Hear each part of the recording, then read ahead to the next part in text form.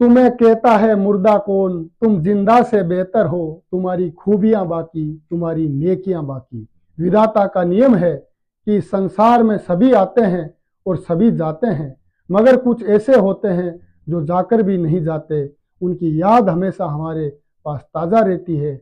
वो हमेशा लाखों लोगों के दिलों के अंदर जिंदा रहते हैं। उन्हीं में से एक डॉक्टर साहिब सिंह जी वर्मा थे, जिनका जन्म 15 मार्च 1943 को दिल्ली के एक छोटे से गांव मुंडका में एक साधारण किसान परिवार में हुआ। भला ये किन्हें मालूम था कि गांव के एक साधारण किसान परिवार में जन्मा ये बालक दिल्ली के धुरंधर राजनीतिज्ञों और बड़े बड़े सेठ साहूकारों को पछाड़कर दिल्ली के मुख्यमंत्री की गद्दी पर आसीन होगा और आगे चलकर देश की राजनीति के अंदर एक महत्वपूर्ण अध्याय साबित होगा। साहिब सिंह वर्मा ने दिल्ली विश्वविद्यालय में लाइब्रेरियन की नौकरी के तौर पर अपने कैरियर की शुरुआत की थी।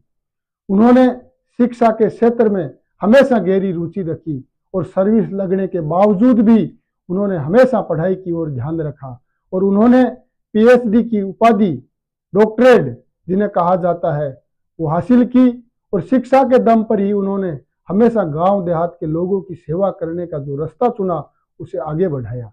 उनका व्यक्तित्व, उनका कर्तृत्व गांव देहात और भारतीय संस्कृति और संस्कारों से भरा हुआ था। वे अधिकतर गांव देहात की वेशभूषा यानी धोती कुर्ते को पहनना पसंद करते थे। वे हर जाति में कुछ ऐसे ज्योतिर्मय कीर्ति स्तंभ होते हैं जिनके मार्गदर्शन से मानव अपने क्षेत्र में मुकुटमणि बन जाते हैं। जाट जाति में भी डॉक्टर साहिब सिंह वर्मा एक ऐसी महान विभूति हुए जिन्होंने हमेशा सर्व समाज के भले के लिए काम किया, आम जन की सेवा के लिए हमेशा काम किया। उन्होंने सर्व समाज के भले के लिए एक लाइब्रेरियन की नौकरी को त्याग पत्र देकर उन्होंने सामाजिक और राजनीतिक क्षेत्र में कदम रखा और राजनीतिक क्षेत्र में कदम रखने के बाद उन्होंने वर्ष 1977 के अंदर जनता पार्टी के टिकट के ऊपर नई दिल्ली यानी जो दिल्ली का जो नगर निगम है उसमें पार्षद के तौर पर उन्होंने पहला चुनाव 1977 में लड़ा और 1989 तक वे दिल्ली के पार्षद चुने जाते रहे और उसके बाद उन्होंने कभी राजनीति के क्षेत्र में पीछे मुड़कर नहीं देखा। राजनीति में जो लोग रुचि रखते हैं वो लोग दिल्ली की राजनीति में डॉक्टर साहिब सिंह वर्मा को चाणक्य भी मानने लगे थे।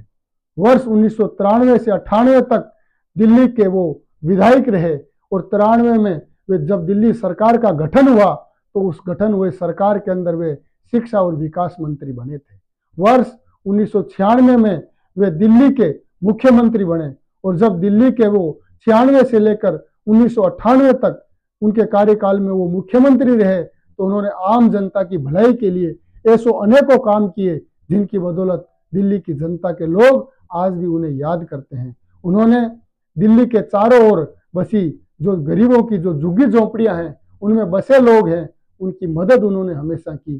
चाहे वो एक बार का घटनाक्रम है जब डॉक्टर साहिब सिंह वर्मा दिल्ली हाईकोर्ट के अंदर स्वयं उपस्थित होकर उन्होंने झुग्गी झोंपड़ी में बसे लोगों की पैरवी की थी और कच्ची बस्ती में रहने वाले लोगों के घरों को उजड़ने से बचाया था। वर्ष 1999 में बाहरी दिल्ली से वे एक बार सांसद चुने गए और जब वे सांसद चुने गए 2002 में 2 से लेकर 2004 तक अटल बिहारी वाजपेयी की सरकार में वे केंद्रीय श्रम मंत्री भी रहे। डॉक्टर साहिब सिंह वर्मा ने खुद को केवल दिल्ली प्रदेश तक सीमित नहीं रखा था। वे राजस्थान, हरियाणा, पंजाब, मध्य प्रदेश, उत्तर प्रदेश, गुजरात, हर यानी देश के प्रत्येक कोने में उनका किसानों के साथ सीधा संवाद था। वे दिल्ली के आवास पर जब कभी भी रहते थे तो उनके आवास के ऊपर देश के प्रत्येक राज्य का व्यक्ति डायरेक्ट उनसे सीधा संवाद कर सकता था, मिल सकता था, अपने दुख और परेशानी को उन्हें साझा करके उसका हल निकलवा सकता था। और उसी कारण डॉक्टर साहिब सिंह वर्मा देश भर के किसान, मजदूर, जवानों के बीच में लोकप्रिय रहे। वे गरीब को गणेश मानकर सेवा करते थे।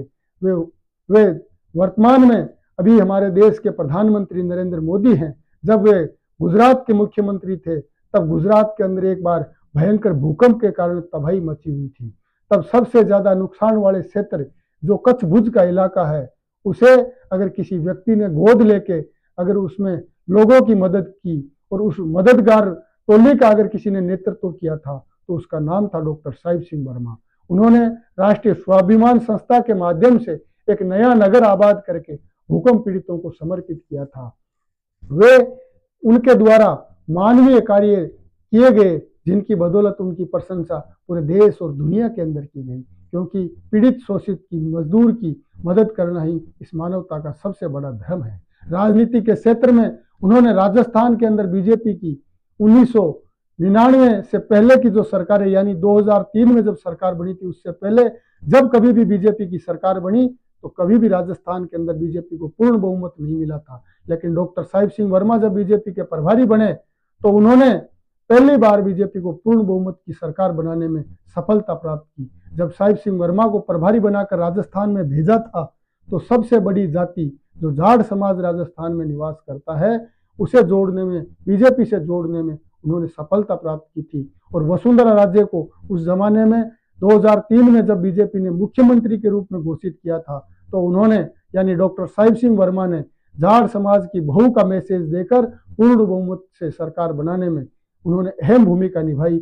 और उस दिन डॉक्टर साहिब सिंह वर्मा अपनी राष्ट्रीय नेतृत्व के सामने एक मजबूत शत्रु के रूप में अपनी नेतृत्व क्षमता का लोहा मनवाया। डॉक्टर साहिब सिंह वर्मा सामाजिक और राजनीतिक रूप से मजबूत नेता थे। उन्होंने हमेशा जाट समाज के लिए आरक्षण की हमेशा उन्होंने पैरवी की। वो पूरी दुनिया के जाटों को संगठित करना चाहते थे और उन्होंने 2002 के अंदर विश्व जाट आर्यन फाउंडेशन के नाम से एक संस्था का गठन करके उन्हें अध्यक्ष बनाया गया था। वे चाहते थे कि गांवों के अंदर फिजूल खर्ची की जो रस्में हैं वो बंद हो, सामाजिक कुरीतियों का खात्मा हो और बच्चों को अच्छी शिक्षा मिले ताकि शिक्षित और विकसित समाज का निर्माण हो। साहिब सिंह वर्मा चाहे वो मुख्यमंत्री रहे, चाहे वो केंद्र में मंत्री रहे, वो हमेशा अपने पद पर रहे या नहीं रहे, बल्कि उन्होंने हमेशा जनता के बीच में रहे, वो लोकप्रिय रहे। वे देश के किसी भी प्रदेश में जाते थे तो उस प्रदेश के प्रमुख नेताओं से, किसानों से, दलगत राजनीति से ऊपर उठकर संपर्क करते थे, उनसे मिलते थे, उनकी समस्याओं को जानते थे, भाईचारे को मजबूत करने के वो हमेशा पक्षधर रहे थे।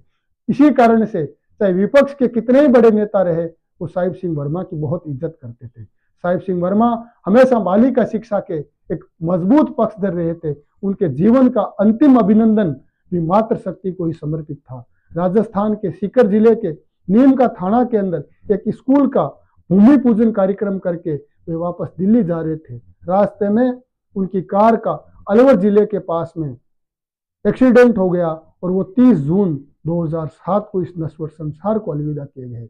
उनके आकस्मिक निधन से बीजेपी के साथ साथ अपने जाट समाज को भी एक अपूर्णीय क्षति हुई।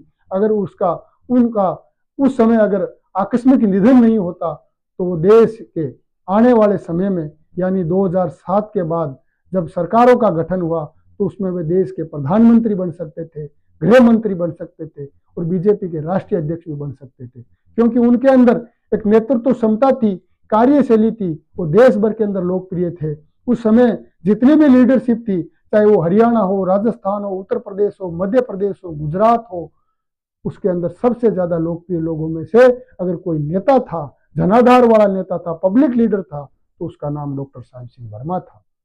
इस धरती पर रोजाना प्राणी जन्म लेते हैं, विदा होते हैं, जमाना किसे भी याद नहीं रखता, लेकिन कुछ ऐसी शख्सियतें होती है जिन्हें जमाना भुलाए नहीं भूलता, और उन्हीं में से एक शख्सियत थे डॉक्टर साहिब सिंह वर्मा।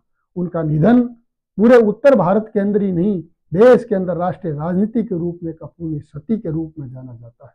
वे किसानों, मजदूरों, गरीबों के लिए बहुत कुछ करना चाहते थे, परंतु सूर्य की भरी दोपहरी में ही वो सूरज अस्त हो गया। केवल जाट समाज ही नहीं, पूरे किसान वर्ग ने एक ऐसे हितैषी, किसान हितैषी नेता को खो दिया जिसकी पूर्ति करना असंभव है। आज साहिब सिंह वर्मा हमारे बीच नहीं है, लेकिन उनका व्यक्तित्व, उनके विचार, उनका कर्तृत्व केवल हमारे लिए ही नहीं, आगे आने वाली पीढ़ियों के लिए हमेशा मार्गदर्शन करता रहेगा।